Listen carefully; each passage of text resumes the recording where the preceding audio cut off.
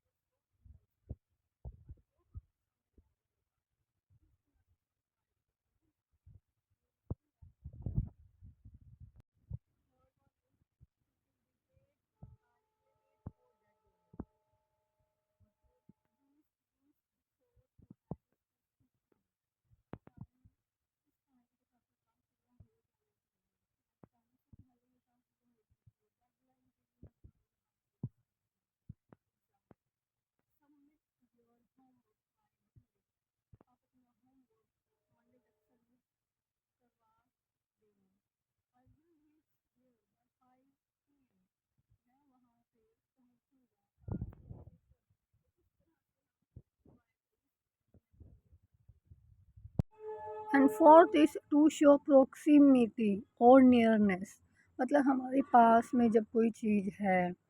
Use means next to और beside, हमारे बिल्कुल पास में, बगल में। Example, she sat by me, वो मेरे बगल में बैठी थी। The house is by the river, मेरा घर जो है या घर जो है नदी के बिल्कुल पास है। टू शो मेजरमेंट और amount, rate, scale, step, like use कैसे करते हैं हम इसको in cases of increase, decrease, size और डिफरेंस, या कोई मात्रा बढ़ गई है या घट गई है या कई साइज़ के बारे में हम बात कर रहे हैं, किसी डिफरेंस के बारे में हम बात कर रहे हैं, तो हम इस तरह से बाय का यूज़ करते हैं। मान लो एग्जांपल है हमारे पास, प्राइस वेंट अप बाय 10%, कोई चीज़ है उसके प्राइस क्या हो गए हैं, इंक्रीज़ हो गए हैं, तो हम कैसे बोलेंगे? प्राइस बढ़ गए हैं 10%, प्राइस वेंट अप बाय 10%। अगर हम रूम की बात करें, the room is 10 feet by 12 feet, जो कमरा जो कमरा है 10 गुना 12 फीट है।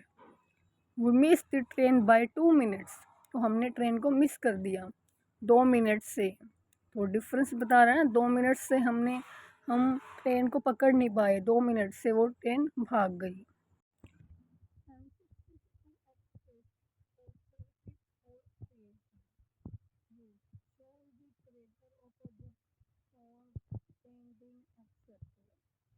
ऑथरशिप शो करने के लिए कि किसके द्वारा कोई काम किया गया है, उस तरह से हम यूज़ करते हैं। लाइक पेंटिंग बाय पिकासो, ये पेंटिंग पिकासो के द्वारा बनाई गई है। A novel bye Chetan Bhagat, ये नॉवल चेतन भगत के द्वारा लिखी गई है। तो इस तरह से हम ऑथरशिप दिखा रहे हैं, क्रिएशन दिखा रहे हैं कि किसके द्वारा वो क्रिएट की।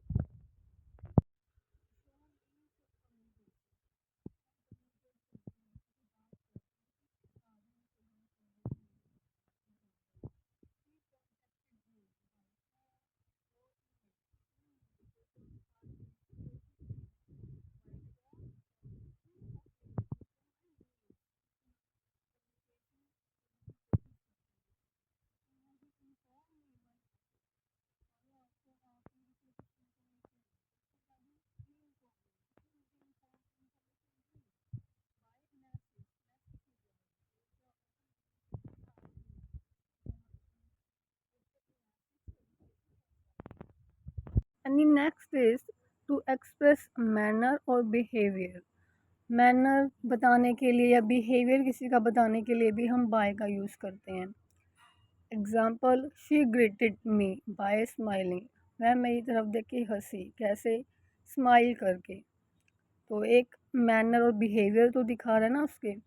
ही इम्प्रेस द जजेस बाय स्पीकिंग कॉन्फिडेंटली, उसने इम्प्रेस किया जजेस को, कैसे, बाय स्पीकिंग कॉन्फिडेंटली, कॉन्फिडेंसली से बोल कर उसने क्या किया, इम्प्रेस किया। मतलब एक बिहेवियर के अंदर ही आ जाता है आपकी स्पीकिंग, स्माइलिंग, लाफिंग। तो इस तरह से हम क्या करते हैं, बाय का यूज़ करते हैं। आई होप आपको समझ आ गया होगा। Did you like the video? If you like, then please do subscribe my channel, like, share and comment on this video. Stay tuned, keep loving, keep watching, keep listening and keep learning. Thank you so much.